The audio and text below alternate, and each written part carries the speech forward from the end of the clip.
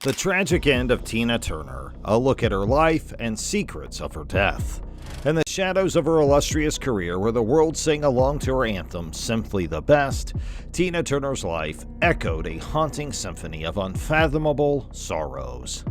As the news of her peaceful passing at the age of 83 reverberates, we unravel the bittersweet tale of the extraordinary talent whose music healed countless souls, while her heart silently bore the weight of unbearable tragedy. Growing up in Tennessee, Tina first gained notoriety as a member of the hugely successful Ike and Tina Turner combo in the 1970s. She then went on to establish herself as one of the most successful female artists in history by going solo. However, as her career was thriving, her personal life took a lot of hits. Tina's struggle started when she was a little child. At the age of 10, she was abandoned by her mother, who she claimed never loved her, and a few years later by her father. Then at the young age of 22, after just being thrust into the spotlight, the What's Love Got to Do With It singer wed Ike Turner, the other half of her group. And although it might have appeared to be a picture-perfect romance at first, it was later revealed that Tina and Ike's marriage was rife with control-seeking strategies, deceitful schemes, and brutal beatings that left her with numerous broken bones, and even third-degree burns once when he poured hot coffee on her face. Tina eventually split from Ike in 1976 and was left homeless and penniless. She later admitted that she had less than $1 in her bank account at the time. Tina didn't give up on her dreams despite years of abuse and a devastating split that caused her to lose nearly all of the money she had made while in the group. It was her impressive perseverance and determination that helped her become one of the biggest musicians in the world. But the bad luck didn't stop there. After calling it quits as a singer in 2009, Tina had further heartache in 2018 when her son Craig passed away from a self-inflicted gunshot wound. Later in late 2022, she suffered the loss of a second child when her son Ronnie died at age 62 from complications related to colon cancer. Over the years, she also battled several health problems of her own, including a stroke in 2013 that required her to relearn how to walk, and a cancer battle in 2016 that left her fighting for her life. Female has examined the many painful blows Tina had to endure during her life and how she miraculously overcame them all as the world mourns the news of her departure. Tina, whose real name is Anna Mae Bullock, was born on November 26, 1939 in Brownsville, Tennessee. She struggled from an early age. Tina claimed in a 1986 interview with Rolling Stone that her mother didn't want her from the moment of her conception, since she was in the process of divorcing her father when she fell pregnant. She didn't care about me because I used to observe her interactions with my sister Aline and compared them to how she interacted with me. I was able to tell the difference. She said she loved Aline.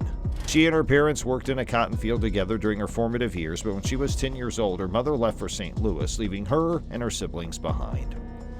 After her father left them 3 years later, she was forced to move in with her stern paternal grandparents.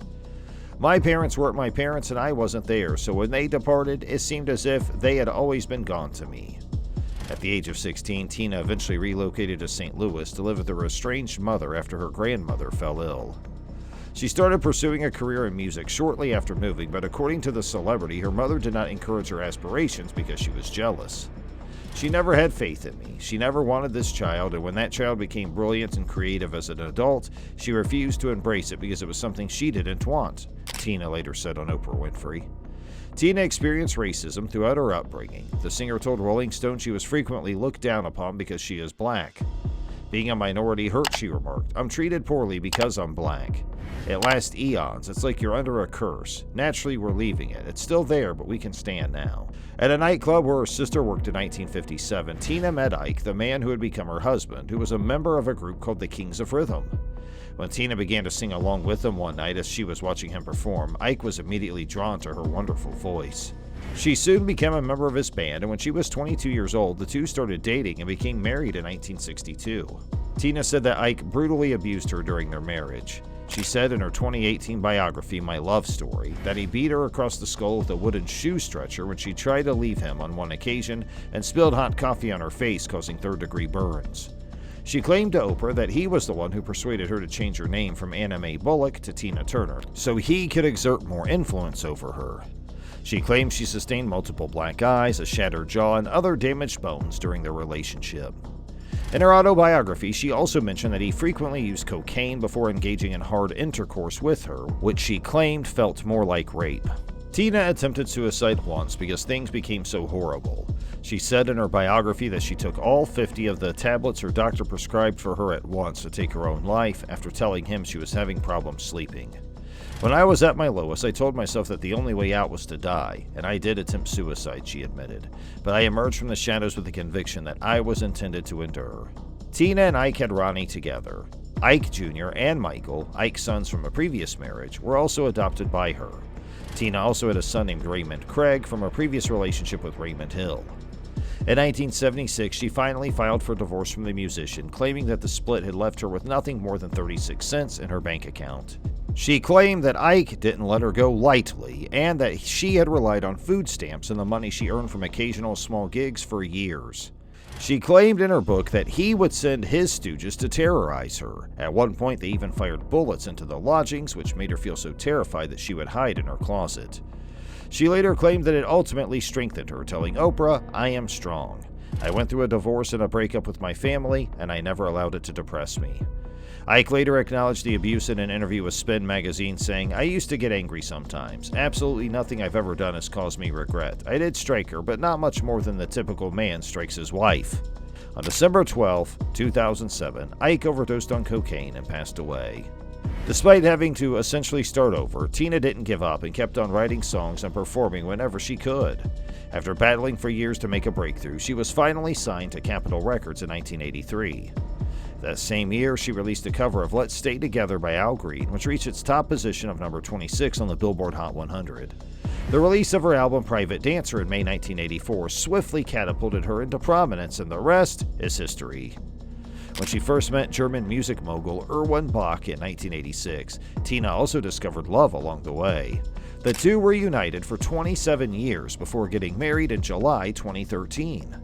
Tina, however, experienced tragedy in 2018 when her son Craig committed suicide. The grieving mother later admitted to BBC that she was taken aback by his death because, at the time of his demise, he was succeeding in both personally and professionally. Tina has had several health problems over the years. In 2013, she had a stroke, which required her to relearn how to walk. Her physical problems didn't stop there either. In 2016, she was given the horrifying diagnosis of intestinal cancer. She developed kidney failure as a result of the sickness, and she claimed that she would have most likely passed away if her husband Erwin hadn't intervened and offered to donate one of his kidneys to the singer.